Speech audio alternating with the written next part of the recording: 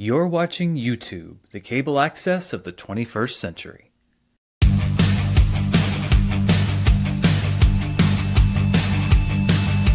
It's Wednesday, it's 4 p.m. where I am, and it's time to talk about movies and answer your questions. Welcome to Dan's World.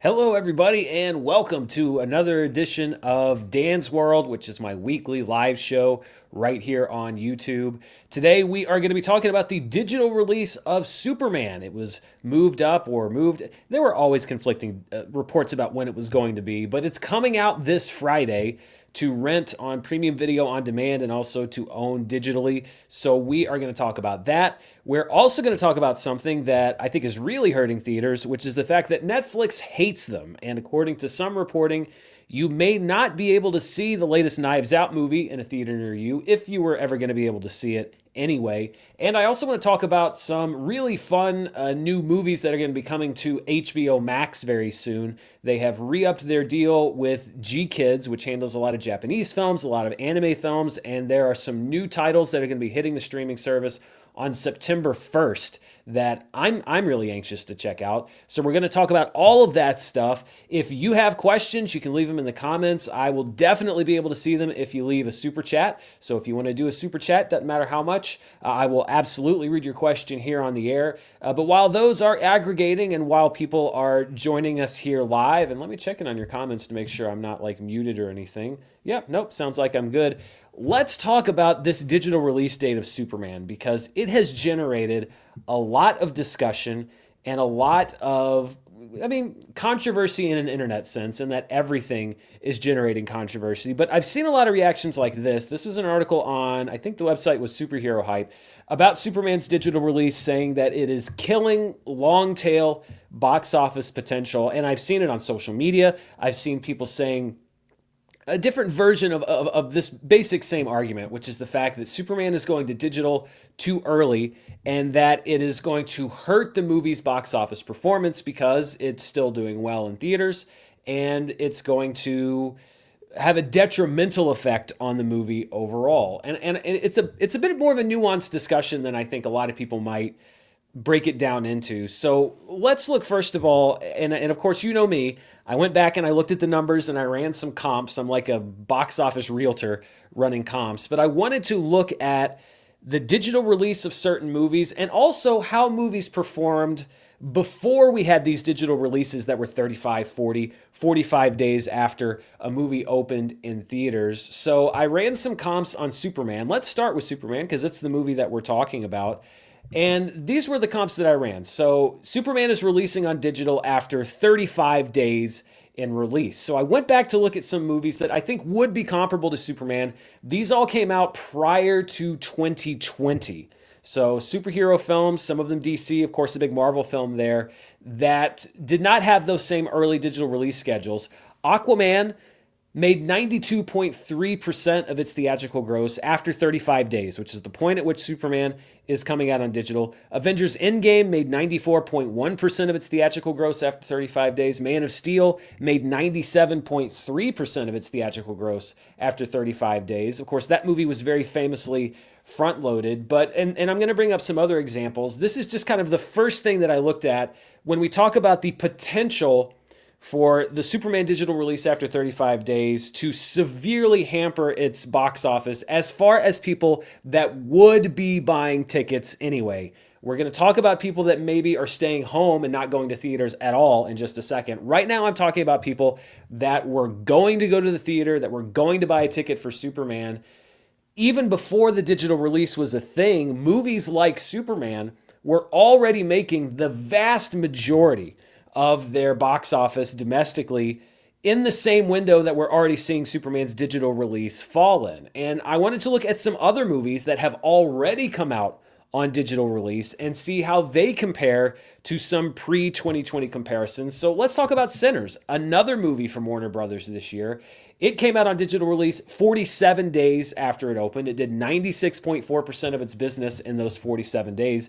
If you go back to movies prior to 2020, Black Panther, which is another film by Ryan Coogler, did 93.2% of its theatrical business after 47 days. If you want to talk about elevated horror, if you want to call it that, or societal horror, Get Out from Jordan Peele did 93% of its theatrical gross after 47 days. And if we want to talk R-rated horror, it did 98% of its theatrical gross after 47 days. So again, I think we're seeing a continuation of a pattern here where an early digital release isn't necessarily hamstringing the theatrical run amongst people that were going to buy tickets. And I also wanted to look at another comic book film. So let's look at The Batman. The Batman did 98.9% of its business theatrically before it was released digitally.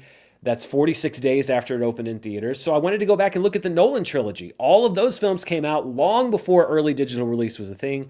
Batman Begins did 95% of its business after 46 days. The Dark Knight did 94.6% of its business after 46 days. The Dark Knight Rises did 96.7% of its business after 46 days. So my point here really is that I don't think the argument holds a whole lot of water that releasing a movie digitally after 35%, a movie of this type, a big superhero film, a movie that opens well, is substantially hampering its business at the box office from people that would have gone anyway. And we've seen with a movie like Sinners that Warner Brothers is willing to delay that release if they think that there is still upside by holding it over theatrically. Superman has done well. It's still doing well in theaters, but it's not dropping, 20, 25% every weekend. And I'm sure that Warner Brothers probably looked at some of the same numbers that I've been looking at and said, okay, well, based on what we're seeing, we think that the movie has already done 90+% of the business it's going to do in theaters. So let's get it out for digital purchase. And that's the other thing. I think a lot of people see the headlines and they say Superman is coming to digital on Friday, and they think it's just going to be available for free or for subscribers to stream on HBO Max. And that's not the case either. When we see this digital release date, what that actually means on Friday is that you can purchase the movie to watch at home digitally. So it's yours to, well, I'm not going to say own, because technically if you own it digitally, that license could be revoked at any time. That's a whole other conversation. And it's also those higher priced rentals. So the rentals that are like $15, $20, sometimes more, where you get to watch the movie for 48 hours and then you don't get to watch it anymore. Superman's actually coming to Blu-ray, to physical media, 4K, etc., on September 23rd. So it's another month or so. And then the streaming on Max will probably be sometime around September or October. We don't have a date as of the time I was prepping the show on that yet. So it's not a blanket theatrical or digital release right out of the gate. But there is another side of this, and I think that it's one that's worth considering. It's not just people that were going to buy tickets anyway, and this is what people argue with early digital releases. Releasing movies this early digitally after 35, 40, 50 days is keeping people from going to the theater to see movies at all. They are choosing to stay at home and not go to the movie, period. And that is definitely a concern. It's an unknowable number. We don't know how many people are making that decision, but it's definitely a concern. But I think it's really only a concern for theaters, because the money that a movie makes on premium video on demand, these early digital releases, a higher percentage of that money goes to the movie and goes to the studio. Reportedly, about 80% of the PVOD digital sales go to the studio, as opposed to, let's say right now, around 50% of the box office gross. So essentially, if you were to stay at home and watch Superman digitally, buy it or rent it this upcoming Friday, about the same amount of money would go to the studio based off of that, versus if you and a friend went to go buy a ticket to see it theatrically. I don't think that these digital releases are hurting the movies necessarily, because that is still money that goes to the studio. It's still part of the profit picture for movies now. It's part of that, what I call ancillary revenue. It doesn't show up in the box office numbers, but it's absolutely a consideration for the studio as far as the profitability of a film. But what this does hurt, and I don't think that there is any sort of argument, is it does hurt theaters, because there are fewer people that are going to the theaters, and depending on which studio they're working with, theaters mostly don't get a cut or don't get a substantial cut of digital revenue from these shortened theatrical windows.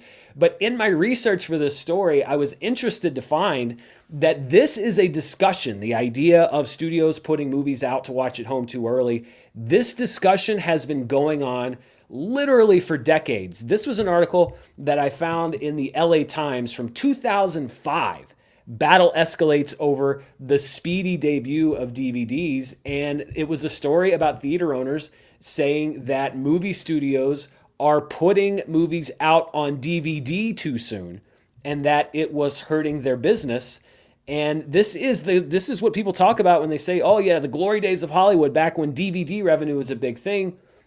Theaters were still saying in the media, et cetera, that studios were putting movies out too soon, that it was cutting into their business. And I found an interesting response to that article. You know, when you write a letter in the newspaper or write an article in the newspaper back in the olden days, people would handwrite or sometimes email a response to that, and then the newspaper would run it as sort of an editorial or a reader response to the article.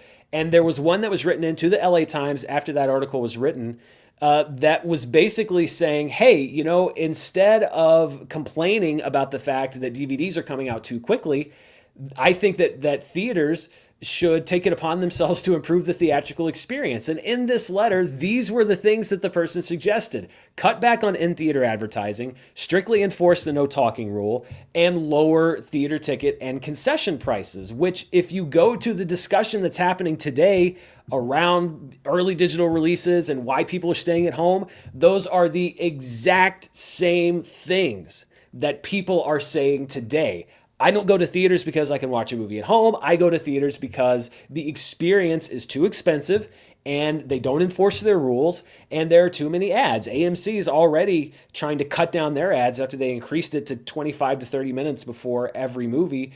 And that, I think, really cuts down to the core of this discussion for me.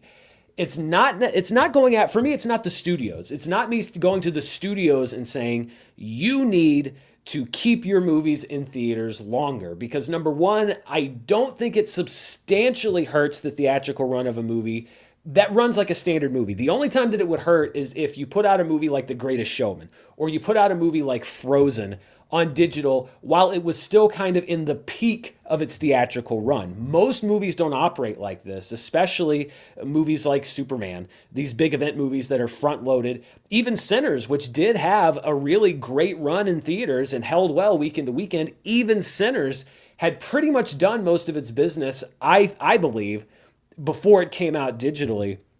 So I don't think it's going after the studios necessarily for putting movies out too soon digitally. I think it is a discussion that has to be had with theaters. Theater owners point the finger at the studios and have, as we've just seen, for 20 years, saying that the studios are putting movies out too soon at home to watch, and it's hurting their business, and the studios need to change how they do business. But premium video on demand and digital release, just like DVDs before that, just like home video release before that, is an evolution of how business is done in the industry. And I think the problem is that the theaters are not keeping up. People were complaining about the same things 20 years ago that they're complaining about today, and the theaters aren't doing anything to improve that experience. It's gotten worse over the last 20 years. Studios have given audiences an alternative to theaters that many of them prefer. And I do think that there are some people that will never go back to movie theaters. But I also think it is up to the theaters to step up to the plate. It's not like nobody knows what it is about movie theaters that people don't like right now. Everybody knows. Most people have the same complaint, but theaters will point the finger at the studios and not do anything on their end to improve the experience. So I'm not as bothered by this release of Superman as a lot of people are. I think it is quick to have that knee-jerk reaction and see 35 days and say, that's too soon. It's keeping people away. I don't think it's hurting the movie itself in an appreciable way, because if people are watching it anyway at home, that is still revenue that's going to the studios. But yes, it is revenue that's not going to the theaters. If the theaters were doing a bang-up A-plus job and had made all the investments and improvements that they should be doing and had enforced the rules, then I would say, okay, come on, studios, give the theaters a break. They're trying their best. But the theaters aren't trying their best. They haven't been trying their best for a very long time. And honestly, nothing is going to change about the way that studios do business. Something has to change about the way that theaters do business, or else they're going to continue to find themselves in this situation as they have for the last decades. I mean, technology evolves, theaters have not evolved. That to me is the big issue. So before we start getting to your questions, I did want to address something that I believe is hurting theaters, and that is Netflix. Not directly, but basically Netflix's apparent plans for Wake Up Dead Man, which is the new movie in the Knives Out series. Rian Johnson signed a deal several years ago agreeing to produce a couple Knives Out films directly for Netflix. He got paid a lot of money, but apparently it is important to him, and also Daniel Craig has said similar things, that the movie gets a theatrical release. If you'll remember, Glass Onion was released kind of in theaters. It was in about 700 theaters.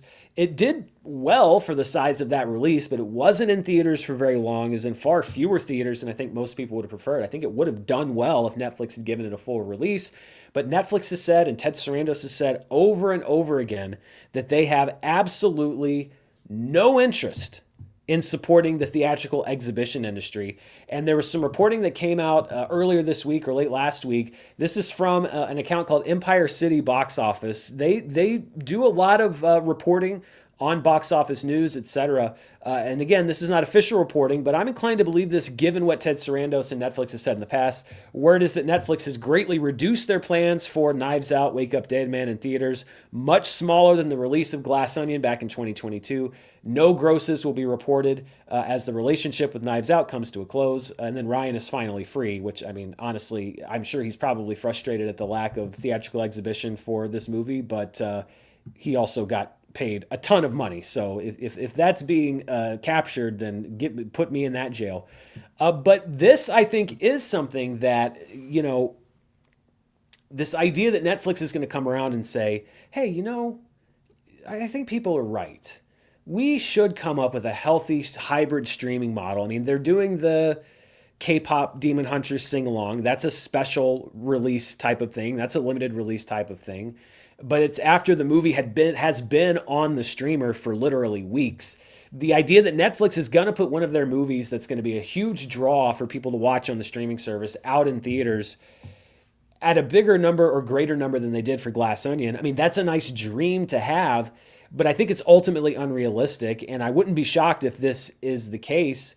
And there's the more that we go on, the longer that we go through this whole streaming era, the more it becomes very evident that this hope that theaters and streamers are going to come to some kind of a compromise largely isn't true. You've got movies like F1 that do very well worldwide. That's a cooperation between Apple TV and Warner Brothers, who distributed the film here domestically. Sometimes you get a case like that, but the idea that Netflix is going to all of a sudden support a wide theatrical release for one of their movies, it's even less true now because they have the ad-supported tier. So not only do they get the revenue from subscriptions and people that might sign up to Netflix to watch Wake Up Dead Man, but they also get the revenue from the ad-supported people and what comes in from advertisers. So I think, yeah, they are probably even less inclined to give a big theatrical release to a Knives Out movie or to just about any kind of movie because they're more incentivized to have it be exclusive to the platform.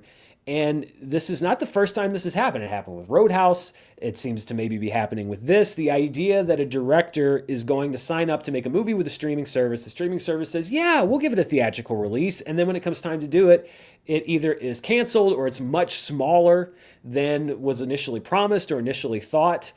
It's like Charlie Brown in the football. You can only pull that football away so many times before it becomes pretty obvious what's going to happen. And I'll be curious as we kind of reach the end of this first string of major deals with filmmakers to make movies for streaming services with a promise of theatrical release. Now that it's pretty clear that that's not going to be the case, I'm curious to see how many filmmakers are still going to sign up to make movies like Knives Out, etc., with the streamers, knowing that these dreams of a hybrid release are less and less likely to actually happen. I'm bummed out by this because I do think that Netflix could work a little bit harder and find a good mix of profitability between theatrical revenue and their streaming revenue, but they don't want to. They don't want to do that. They don't want to find that business model because they love the business model they have.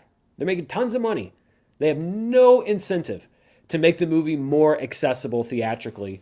Again, it's going to come up down to the filmmakers to decide who they want to work with, because this dream of a wonderful world where everybody lives in harmony, that's not going to happen.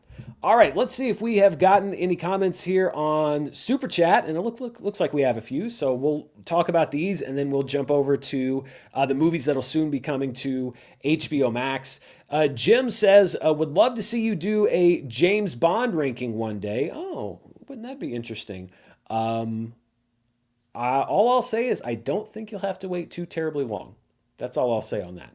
FreakStomp95 says, hi, Dan. Hey, so I saw Sinners and compared it to From Dusk Till Dawn. I got so much pushback. Can we be critical without being vicious about opinions? We absolutely can be critical without being vicious about opinions. That's what we should be. I don't know why you would get pushback for, I mean, they're two very different movies, but I mean, on a very macro level, there are plenty of comparisons to be made between Sinners and From Dusk Till Dawn. So I don't know why you would get pushback for that. But we should always be critical of each other or to be able to debate each other respectfully about opinions rather than being vicious. But unfortunately, that's just kind of the way the internet works. I wish it didn't work that way. That would make everyone's life a lot easier. Anthony A. Perez says, what's been your most disappointing flick in 2025? Oh, boy. Off the top of my head, I'll say that Mickey 17, I think, had a lot of potential, and it didn't connect quite as much as I wished that it had. I need to give it a rewatch. Maybe I was just too excited about it. I mean, when you look at a filmmaker from like a bird's eye view, their filmography, it's very rare that a filmmaker can deliver two all-timers in a row, but still coming off Parasite, it's like, I can't wait to see what Bong Joon-ho does next. I wish that Mickey 17 had worked a little bit better. That's the first one that jumps to mind, although it's far from the worst movie that I've seen so far this year. You can check out the most popular video on this channel ever if you want to know what that is. Victor Chang says, hey, Dan, longtime viewer, hope you're well. What are you watching nowadays that's making you laugh and or comfort television or movies? I've been in a bit of a cycle lately where most of my time has been spent preparing for a video that you should see very soon here on the channel. I actually had to accelerate my plans due to certain releases that we may or may not have talked about already on this episode being scheduled earlier than anticipated. But prior to that, I was watching a lot of Taskmaster. I think I've watched every episode now of the British version of Taskmaster, and I really like that show, and it makes me laugh, and it makes me happy, and I love British humor, and it's introduced me to a lot of new comedians. So yeah, Taskmaster had been my comfort show prior to kind of jumping back into this big cycle of watching stuff almost exclusively for the channel. I've also been listening to the Lonely Island and Seth Meyers podcast, which I'm a big SNL head. I'm a big fan of The Lonely Island, so I don't know why it took me so long to get into it. So listening to that, I've been going back and watching a lot of the SNL digital shorts. I went back and watched Hot Rod. I went back and watched Pop Star, which I maintain it makes so much sense that Akiva Schaffer did The Naked Gun, because I think that Pop Star is one of the modern movies that has been able to tap into that sort of thing most effectively. So a lot of that recently, a lot of Lonely Island stuff, because I think it's hilarious. They're on my wavelength. I vibe with their humor. Michael Tomsick says, hey Dan, if you became an actor, which actor's filmography and roles do you feel like you would most aspire to? Keep up the great work. Ooh, that's a great one. I mean, the first one that jumped into my head, and honestly, just this guy's life, would be Christopher Lee, because I mean, did all kinds of crazy spy stuff in World War II, like a war hero, did like, had like a music career. And then late in life, I mean, he plays Dracula. And then late in life, he comes back and he's in Star Wars. He's in Lord of the Rings. Just like the breadth of different kinds of things that he did. He was a James Bond villain. I mean, every cool thing you can do as an actor, Christopher Lee did. So I think that would be funny. Like to look back on my career and say I did all of those things would be pretty amazing. Damian Fenton says, "Hi Dan, why do you think the movies in the spy action genre, Mission Impossible, Bond, never reached $1 billion except Skyfall, despite those being well-known and popular franchises?" That's a good question. I mean, I've talked about before, Mission Impossible seems to have a bit of a ceiling as far as worldwide gross. And Bond, yeah, I mean, with Skyfall kind of being the only one to kind of break through that barrier. I mean, I can't say exactly why it is that people in different countries, I mean, it's certainly, I mean, James Bond, for example, is very popular in a lot of European countries, obviously here in the United States, but they're also very complicated plots. I mean, they're very tied to specific countries, British intelligence, and a lot of them happen, in Great Britain and also in America. I just wonder if it's just not as appealing worldwide because of the complexity, because of the fact that it's so tied into specific things, and even things like, building that personality of James Bond. I just think that maybe it doesn't translate as universally as some other movies do, like a Marvel movie used to, or like Top Gun, where it's a lower buy-in. You don't have to engage with it quite as much.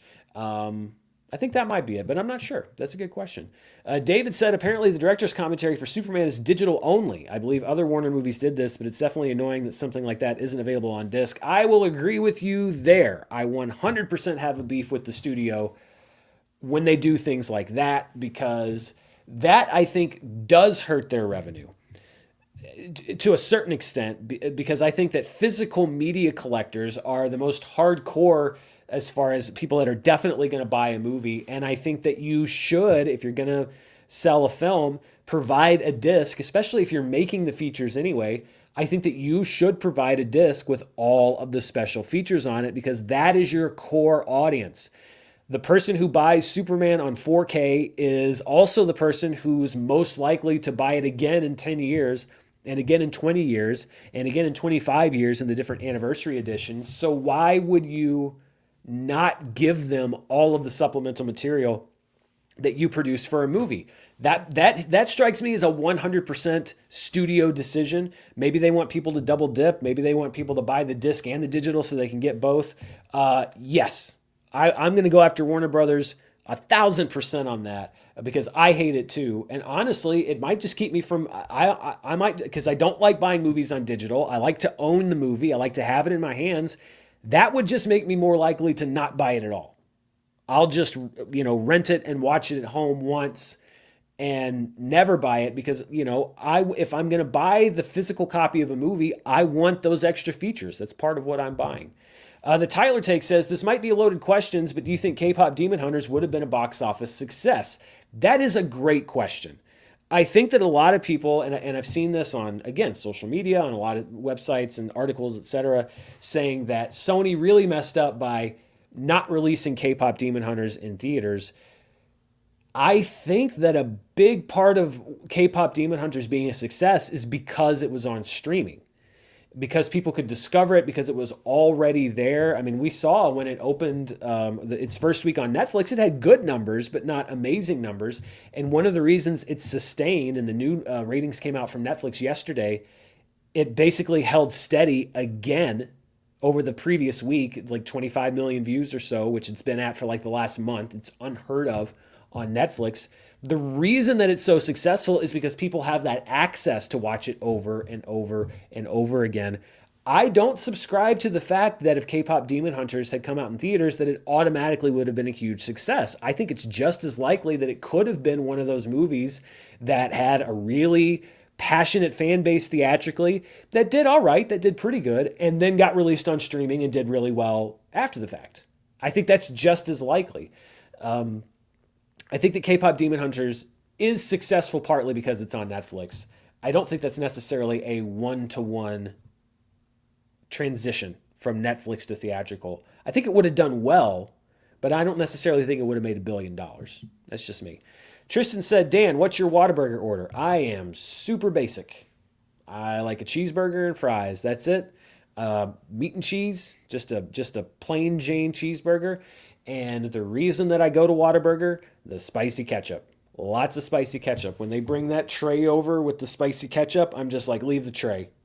It's going to be easier for you and easier for me. Leave the tray, and I'll just put what's left of the ketchup back in the tray. They don't do that anymore. They used to have it on the table. I think they figured me out, so they don't put it on the table anymore. But yeah, very basic cheeseburger, but the spicy ketchup is the key, and that's the best thing at Waterburger. If you've never been to Waterburger and you end up at one, try the spicy ketchup. It's amazing. Christopher Brickner says, I'd say K-pop Demon Hunter's streaming success is really only comparable to Encanto's in 2021, minus the initial box office disappointment. Yeah, and I mean, yeah. But again, I think it's possible that K-pop Demon Hunters could have had a similar box office run to Encanto, although Encanto was also in a weird position because it was still coming out of the pandemic and people were not quite used to being back in the theaters yet. So I also think Encanto's a bit weird to say, but yeah, I mean, Encanto is one of the only movies I can think of that has done what K-pop Demon Hunters is doing across all services. No other movie has done what it's doing on Netflix before as far as week-to-week viewership. Retro Ronan says, hi, Dan. I'm no cinephile, but your content is still super entertaining for a casual like me. We've had a lot of superhero movie stinkers over the years, but which one would you say is the worst of all time? That would require like a series for me to name the worst superhero movie of all time, because there have been some truly horrific ones. Of the last, let's say 5 years or so. It's hard to beat Kraven the Hunter for me. I think that Kraven the Hunter is a really, really bad movie. Morbius was not that far behind it. Madam Web was pretty incompetent, but I think it was better. I'm not just naming Sony movies, but they are the first ones that come to mind. If we're talking worst superhero movie ever, I mean, Steel is not a good movie. I love that Shaq was passionate about it, but Steel is not a great movie. There's a lot, though. I'd have to think on that for a while, but those are the ones that jump to mind. Also, it's, there's no such thing as a casual. We're all movie fans here, whether you watch movies every day or you watch them once a week. We're all cinephiles. Arca Batakaria says, hi, Dan. What's one movie you've most changed your opinion on, positively or negatively? I get this question from time to time. I think that Get Out would be a big one.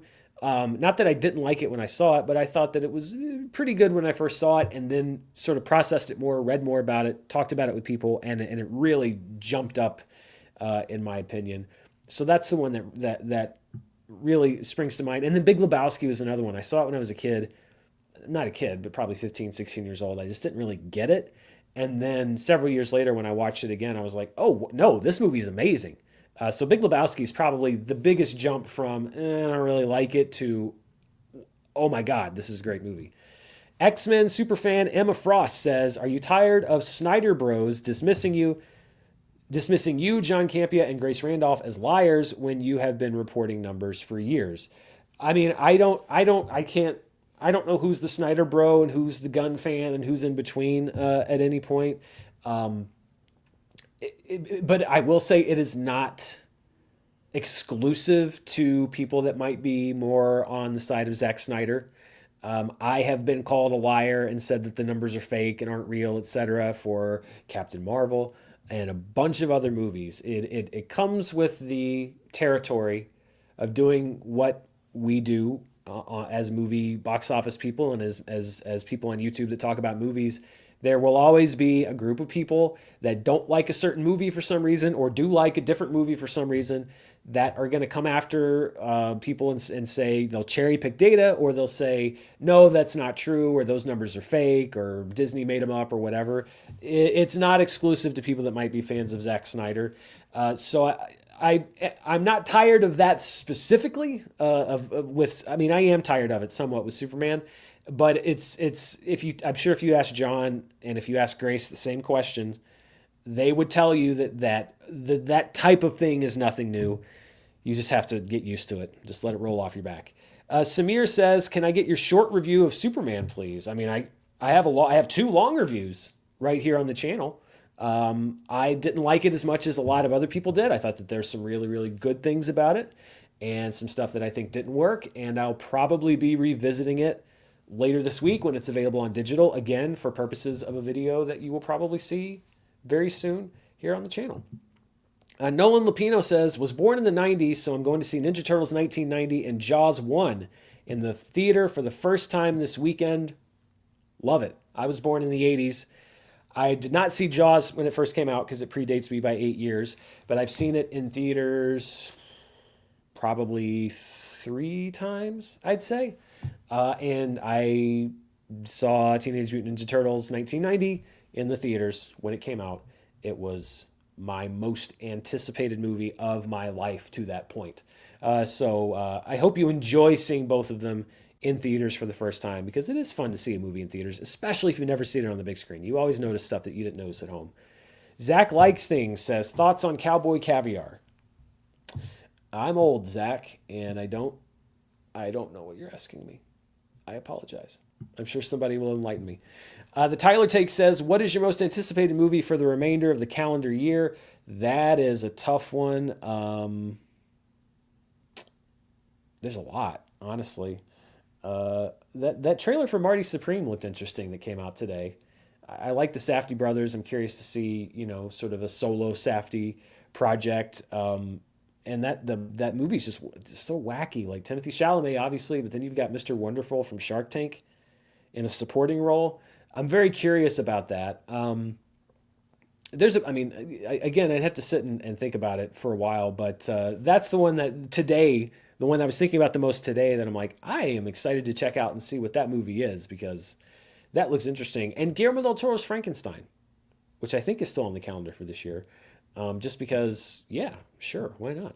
Samuel Blachon says, hi, Dan, have you tried 40X? I have not tried 40X. I've heard a lot of people talk about it. I think it's because I think it'd be fun to do as an experience, but if I'm going to review a movie, I personally tend to not want to do IMAX is fine, but I don't want to do 3D. I don't want to do 40X unless it's a movie like Avatar that's meant to be in 3D, because I want to focus on the movie. So I've never tried 40X. Maybe I hear they're putting F1 back in theaters. That's the other thing. There aren't a whole lot of 40X theaters around me. It's not like LA or New York where there's a bunch, but if they do put F1 back in a 40X theater near me, that'd be a great one to try it out for the first time. Julius Wyatt says, I just want to say I'm a big fan of your work. Thank you, Julius, and thank you for being a member. Thank you, Samuel, also for being a member. And Julius says, can you rank the Denis Villeneuve movies that you've seen? I mean, that is so hard because they're all so good. I love Dune Part 1. I think I like it a little bit more than Dune Part 2, but I love both of them. I think the Blade Runner 2049 is pretty much on the tier with those movies. Arrival I need to rewatch, but again, I think that it's right up there with, they're all on a pretty consistent level. Prisoners I need to rewatch. I love that it's a lot different from the other movies that Denis Villeneuve has made. Enemy, I think, is a really interesting movie. I don't know if I vibe with it as much as I vibe with some of his other films, but it is a fascinating movie to watch. Sicario is a great movie. I'm sure I'm leaving. I don't think I've seen, was it Enemies? I don't think I've seen that one. Or Incendies. Yeah, either way. And I'm sure I might be missing one or two, but that's the thing with Denis Villeneuve. I generally like all of his movies that I've seen, and I think I've only missed one or two. Peyton Frank says, in your opinion, which studio will have the most successful 2025 coming out of the summer? Could Universal pull ahead with Wicked for Good? Yeah, if Wicked for Good does what we often see with a movie that exceeds expectations and then the sequel does even better, then they very well could do well. But Warner Brothers is racking up the hits. So it's going to be tough to not only make a lot of headway, but to close that gap, and Disney's right there as well. I think that Warner Brothers Universal could definitely make it kind of a 3-studio race, especially if Wicked for Good does really well. But the other studios, like I said, they've got a double percentage lead as far as what we've done so far. And I mean, Warner Brothers is having an all-time kind of year. We talked about it on charts earlier. It's insane what they've been able to do this year. Real Serious says, is it possible that part of the reason for releasing Superman early is to sort of support the release of Peacemaker Season 2 and the continuation of the DCU? Been watching since the Screen Junkies days. Love the vids. Thank you for sticking around so long. I don't know to what degree a Superman digital release would bump Peacemaker. I think that it's sort of two different marketing funnels. Maybe, it does keep Peacemaker in the discussion a little bit more. But I think, again, I think it's much more Warner Brothers sitting down and saying, okay, here's the pattern we're seeing at the box office. Here's what we think is left. And this seems like a good time to not totally cut off the legs at the box office, but also to capitalize on how recent the movie is to maximize digital sales. I think that calculation probably had more to do with it. By the way, I'm listening to all of you and I've decided to hydrate during these live streams because I need to, because I'm a human being, believe it or not. Smash says, super chat for saying Christopher Lee. Thank you. Super to Christopher Lee for being Christopher Lee. Doug Developer says, I found marketing for weapons misleading when they said the entire class went missing when one kid came back. Any misleading trailers that frustrated you? They didn't really frustrate me so much because the basics of it are right. I mean, he didn't really come back. He just was the one kid that didn't go missing.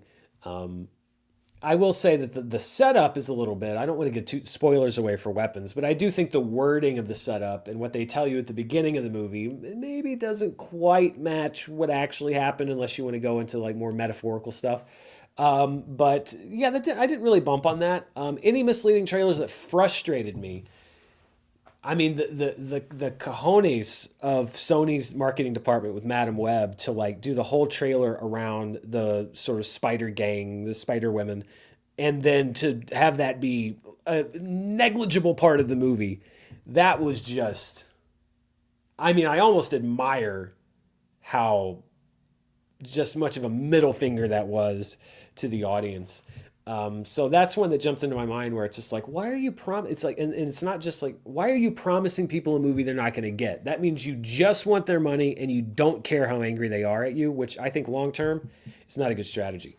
Charles Lai says, hi Dan, my fiance and I have made it a running joke in our house based on your coverage that the bear is such a wild, knee-slapping, can't breathe from laughing comedy, worthy of all the Emmys it's won. Yeah, I know some people are getting tired of that joke, but I never do, because calling the bear a comedy is preposterous. So I'm glad I could start a running joke in your household. Geek Chap says, will you consider a one-off report on charts comparing total number of North American 4,000-ish screens to international territories, China, Europe, UK, South Africa, Australia, New Zealand, etc.? I could, but I think it might be just you and me watching that. I know that China is investing in, I mean, China already has more theaters than we do, and I think that they're investing in more. So they very well could be the number one movie market in the world.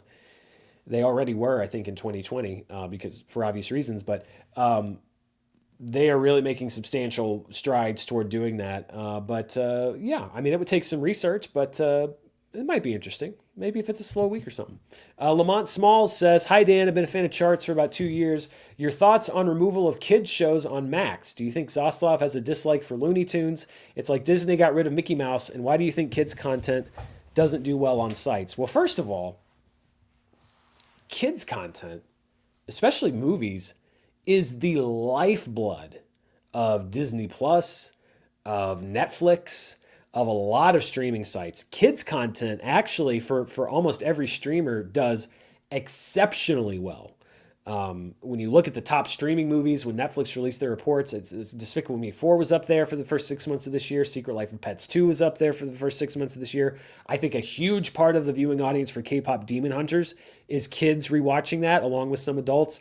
Disney Plus, Moana and Frozen are huge rewatch movies. Encanto, we were just talking about. Kids content actually does extremely well on most streaming services. I could see HBO Max maybe being a little more adult oriented. Maybe kids' movies and shows not doing as well. But when you look at everything that's happened with the Looney Tunes since David Zaslav took over with Coyote versus Acme and the day the Earth blew up and pulling Looney Tunes off of the service, etc. Chuck Jones must have like accidentally pushed David Zaslav's grandmother down the stairs or something at one point, because it does seem like he has like a personal vendetta. Like he wanted to merge Discovery with Warner Brothers just to bury the Looney Tunes. I can understand if maybe they're not a huge draw, but I don't understand the desire to just sort of like get rid of as much Looney Tunes stuff as possible. That just doesn't make sense to me. Sean says, have you watched Alien Earth yet? I have not. I know those first 2 episodes are out. I haven't watched it yet. I'll probably check it out this week, and I've heard good things about it, but I have not. Thank you for being a member, Sean. Little Pookie 101 says, hi, Dan. I'm a big fan of your content. I was wondering if the Dan Explores anime videos will ever come back. Greetings from Guatemala. That's a good question. That's something I started right when I first started the channel back in 2020, and then I kind of dropped it because it wasn't getting much traction. But I mean, the channel has certainly grown since then, thanks to all of you. And I would like to explore anime some more, and I have explored anime some more independently. We're going to talk about some anime movies in just a second once I get through this first batch of questions. And thank you to everybody who keeps sending them in. We are going to talk about those movies on HBO Max. If we hit a point where I just want to take a break, then we'll talk about them anyway. But I have explored anime on my own, and I think that I may even look at doing maybe a Studio Ghibli ranked video here on the channel, because that would give me an excuse to sort of monetize a reason to watch all of the Studio Ghibli movies, which I want to do anyway. So why not turn that into something for the channel? It worked with Godzilla. So I don't know if I would bring the anime videos back on their own, but I have talked about anime a few times, and one of my most anticipated movies, returning to that question that was asked earlier, is the new Demon Hunter. Oh my God. See, this is what happens when you're on the air. I love the show, but my brain has blanked out. Demon Hunter, Demon Slayer. This makes me look like I'm not a fan of the show. I have a t-shirt, but I am having the biggest brain fart right now, and my brain will not cooperate. Anyway, Infinity Castle. Demon Slayer. Infinity Castle is one of my most anticipated movies this year.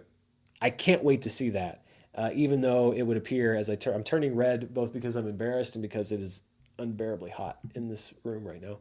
Demon Slayer, I cannot wait to see in theaters. So yeah, I've continued to explore anime. X-Men superfan Emma Frost says, best X-Men film, X2 or X-Men Days of Future Past? Good question. Both good X-Men movies. I think those would probably be the 2 finalists if you're talking X-Men branded films. I'd give the edge to X2 personally, but Days of Future Past isn't too far behind. Chris Meadows says, Amy Madison, you are the greatest thing that has ever happened to me, and I want to spend the rest of my life with you. Will you marry me? Chris, I hope the answer is yes. It's a $5 super chat. That's a pretty good value for that. Am I part of this thing? Is that me? Are we doing this? I mean, you're doing this, but is everyone? Oh, wow. I think that's a first for me. I hope that if it's just to give us a good moment here on the show, then that's great. But if that's legit, Chris, that's the best $5 you ever spent, buddy. And I hope the answer is yes. Let me know. I'm excited for you. That's great. I'm glad I don't pre-read these, because that moment of discovery. That was great. Keep me updated, Chris. Woo! How do you top that? Let's see what the next question is. Crash the Mac says, how would you react to the announcement of a Jaws remake? Poorly. I Love Legos says, thoughts on Zach Kreger doing Resident Evil? Love your work. You were the first movie critic I watched. Thank you very much. I Love Legos, by the way. I love Legos too. There's a bunch more out here that you can't see. I was reading, I think, one of the interviews where he was saying that he hasn't watched, I think, the previous movies, which I don't think is necessarily a bad thing. I like Barbarian. I like Weapons. If this is something he's passionate about, then that's great, because I think a lot of times when you have a director who's passionate about a certain property, certain intellectual property, and they go on to make the movie, then it turns out to be a good movie. So if he's excited about it, if he wants to bring his take to it, I think it's a good thing. I hope it's not another case of a studio kind of sweeping up a hot director and overruling him. If you're going to give Zach Kreger a Resident Evil movie, let him make the Zach Kreger Resident Evil movie. So that's my opinion on that. Haskell420 says, Sup, Dan? Sup, Haskell420? Man, we go way back. It's old school, Haskell420. Been hanging out for a while. Thanks for watching. Benji Carr says, is a direct sequel for Core and Sweat guaranteed? I mean, it sounds like it, although from what James Gunn has been saying, it may not be a Superman specific movie necessarily. I think David Zaslav said it's a super family, the next film in the super family. And I think James Gunn has even said, well, who said it's going to be a Superman movie? But I mean, yes, I think that a sequel to Superman is absolutely guaranteed. The Tyler Take says E.T. Legacy sequel, Back to the Future Legacy sequel, or Jaws Legacy sequel. You get to erase one of these, but the other two will happen. Oh boy, this is my no win. Every show's got one. Every show's got one of these no win scenario questions. One, you get to erase one of these two, but the other two will happen. Which one will it be? Okay.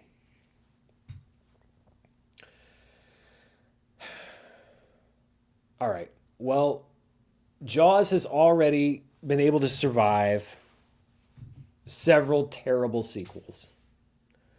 So, as shocking as it may be, because it has a proven track record of surviving terrible movies, I will allow the Jaws one to advance, which leaves either letting an E.T. Legacy sequel happen or Back to the Future Legacy sequel happen.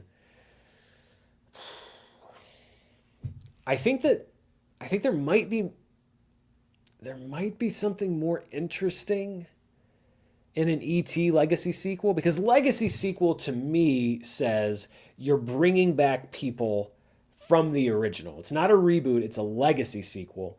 Jaws, there's not really too many people you can bring back, so you're guaranteed almost a new cast, which is another reason why I'm letting it go.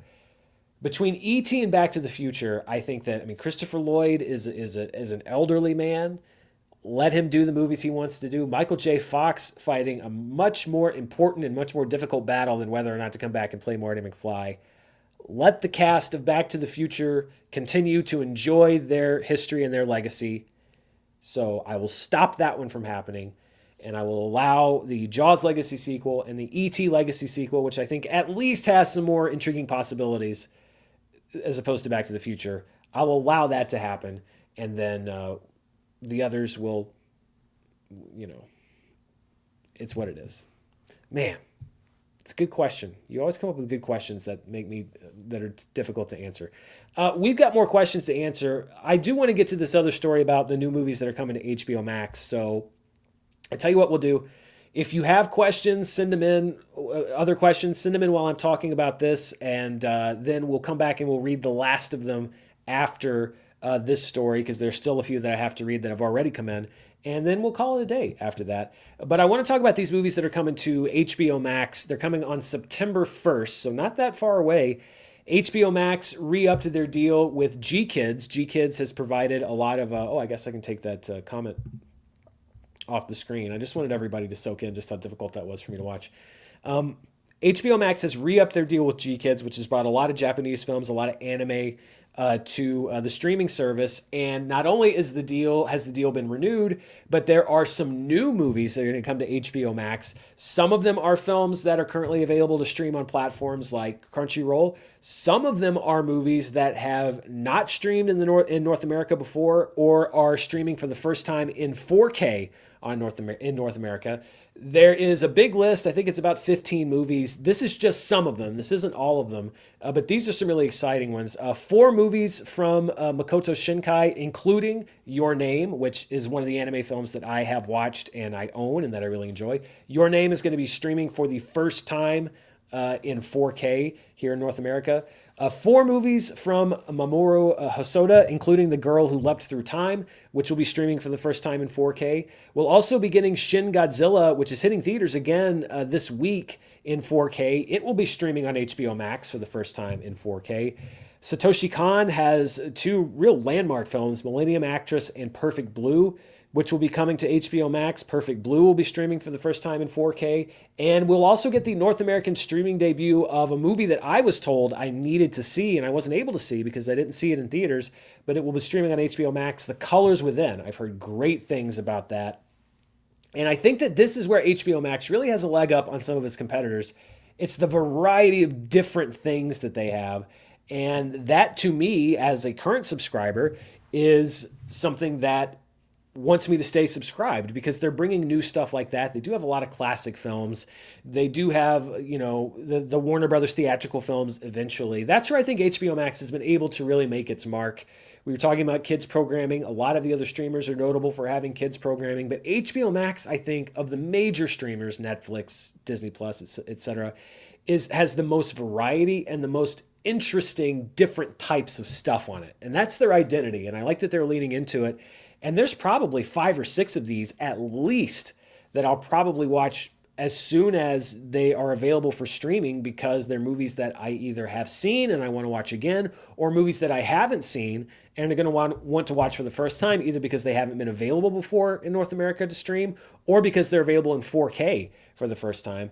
But that's a great selection of movies. That's a smart thing for HBO Max. A lot of what Warner Brothers has done, I thought was not a very smart move. That's a very savvy move to re-up that deal, to bring over some stuff that, again, was available only on some services like Crunchyroll. And there are some of those movies I checked today that you can't even stream right now for quote-unquote free. You have to rent them. They're not on any streaming service for subscribers. So that's great. I love that, and I'm excited about those movies. And I've got a lot to add to my watch list. All right, let's wrap up your questions. So if you have questions, send them in now because once I finish with these, we are going to wrap up the show. And thank you, as always, to everybody who sent in questions. I always say, I'm perfectly open to doing kind of a mix of questions if not a whole lot of people want to send in super chats. But the fact that I always have enough to fill this show, I really appreciate it. Fluffy Pro says, I got 2 shorts in a film festival this year that I made from 48 and 24-hour film challenges. How is your experience going to film festivals? Well, first of all, congratulations. That's amazing. I actually have never been to a film festival myself in person because I've tried, but I haven't been able to get press clearance and I haven't really been able to fund my own way just because of timing, etc. I did have plans to cover a film festival later this year, but I may have to put those plans off for good reasons that we'll talk about if this actually happens. I may still be doing it, but I might have to delay that. But my hope is soon to head to. I would love to cover Sundance. I would love to cover South by Southwest. I would love to cover Toronto. My ultimate dream someday is to go to the Cannes Film Festival. But I don't have any experience going to film festivals. The closest is doing the Sundance Virtual Film Festival, which I love doing, and I'll do again early next year when I have the next chance. I'll take another drink here.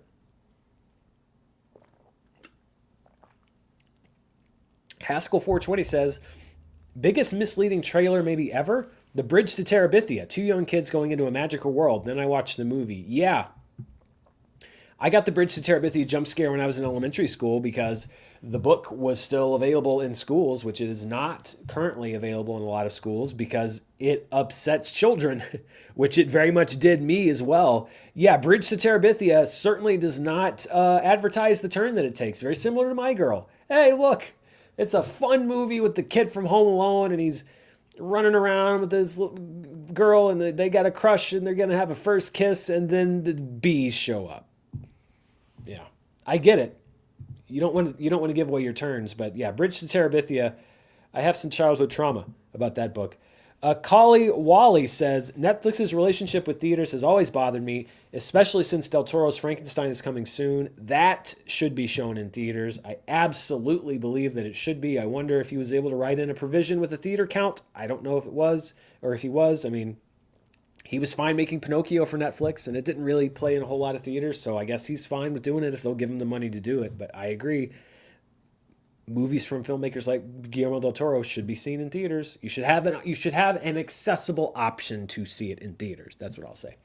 XMen superfan Emma Frost, thank you again, says, which versions of the same character do you like the most? Patrick Stewart or James McAvoy? McAvoy, I think, had better material, but I think I'm the Star Trek fan in me says I just prefer Patrick Stewart. Ian McKellen or Michael Fassbender, I think that's a tie. Rebecca Romaine or Jennifer Lawrence. Neither of them were great. I just think they never really gave Rebecca Romaine enough to do. So I'll say Jennifer Lawrence because they made Mystique a more interesting character, although I thought it was pretty obvious that she was very bored by that character by the end of her run in that franchise. Retro Ronan says, thoughts on Nacho Libre. It's a favorite of mine since childhood, and I'd love to hear a critic's thoughts on it. You know, I haven't seen Nacho Libre since it came out in theaters, and that's been, what, 20-ish years ago? So I need to revisit it.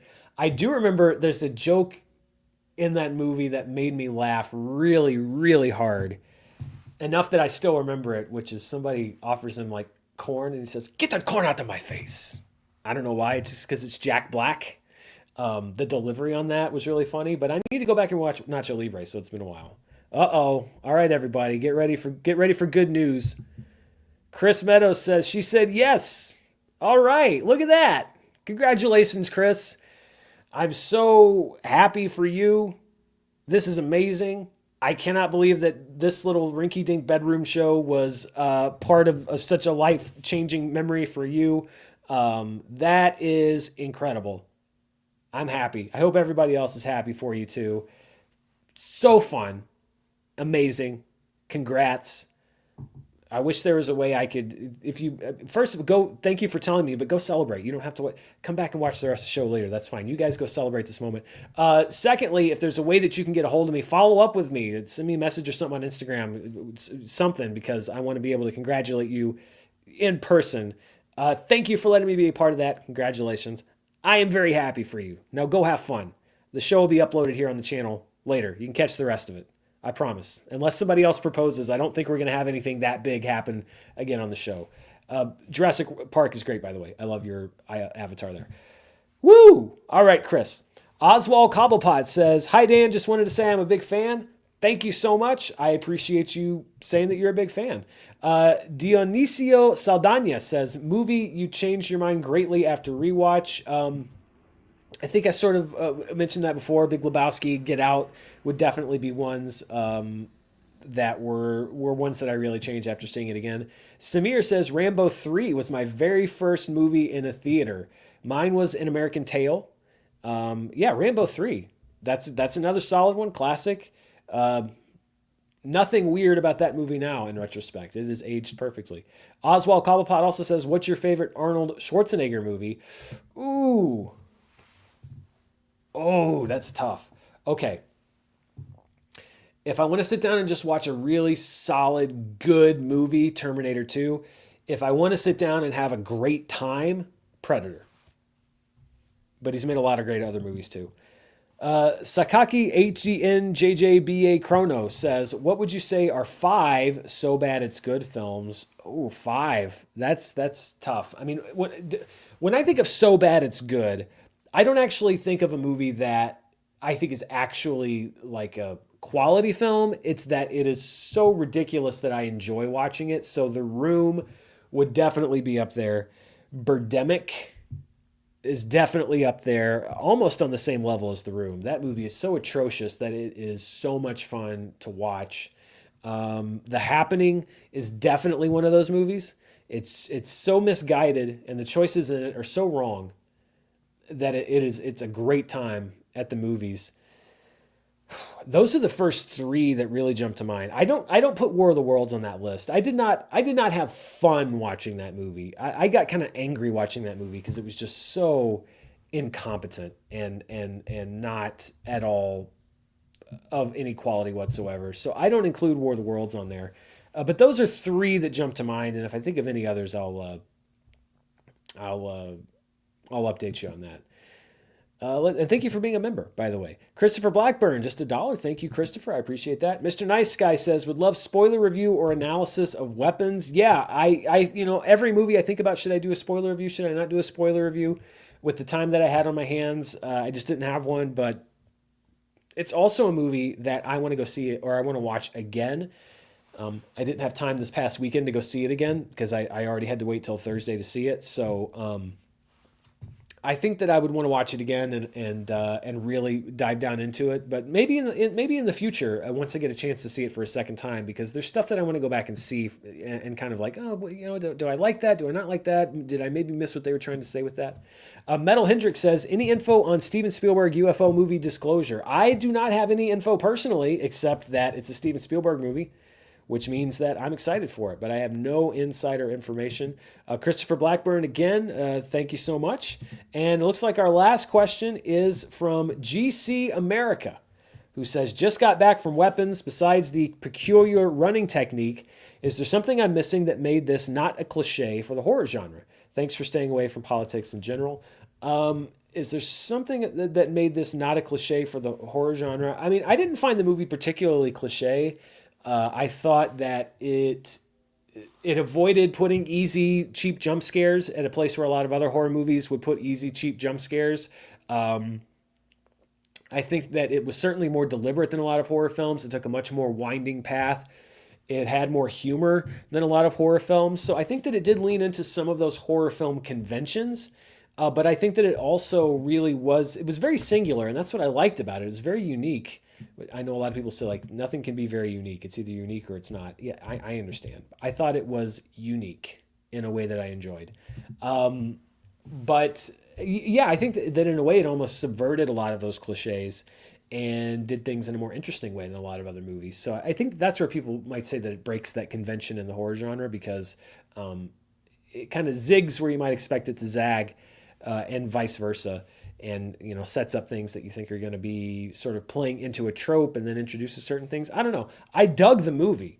I did. I think that there were some things that didn't work, but I really did dig the movie. I just think that not every part of it worked 100%. It's still a good movie, but that's why I think some people are saying, oh, it was not cliche or it subverted this, etc. That's it. That's what I've got. And I think we covered everything. We talked about Superman Digital. We talked about a bunch of cool movies coming to HBO Max. We talked about Netflix continuing to hate movie theaters. Somebody's getting married. What a show. I mean, this is only our 5th show. It feels like it's our smoothest show so far. And we got 2 people getting hitched to boot. So mission accomplished. I'm happy. Let's just move on. Next week, what can we do next week to top this? I guess we got to, I don't know. Are we going to be able to close on a house for somebody? I don't know. We got to hit some life milestone next week. I don't know if you can officiate a wedding over Zoom, but what a fun time. Congrats again to our soon-to-be married couple. And thanks for letting me be a part of that. Thank you to everybody that watched. Thank you to everybody that sent in a super chat. Thank you to everybody who left comments. I do go back and watch the show later, by the way, and kind of watch what people are leaving on the side of the comments so that I can kind of note that if I need to. But thank you to everybody that tuned in. And if you're watching this afterwards or listening to it on the podcast feed, thank you for that. If you haven't subscribed to the channel yet, hit that subscribe button, hit the bell so you know when I'm uploading a new video, when I'm going live. I'm enjoying this weekly live show. I think we're kind of getting into the flow of things, kind of figuring out the vibe. Once I really feel like I have a firm handle on the show, I want to start introducing, maybe bringing in a guest and everything. But I wanted to, first of all, make sure that I can run this show effectively and also figure out what it is and then eventually bring in guests. But I think we're getting to that point, and this is just kind of a fun, different thing for me to do every week. And it's because you're watching and sending in great questions and everything else. So thank you. I will see you soon. Stay tuned right here to the channel. More news, reviews, box office, all that stuff I do. Stay safe as always. Congrats to our engaged couple, and I'll see you next time. Bye.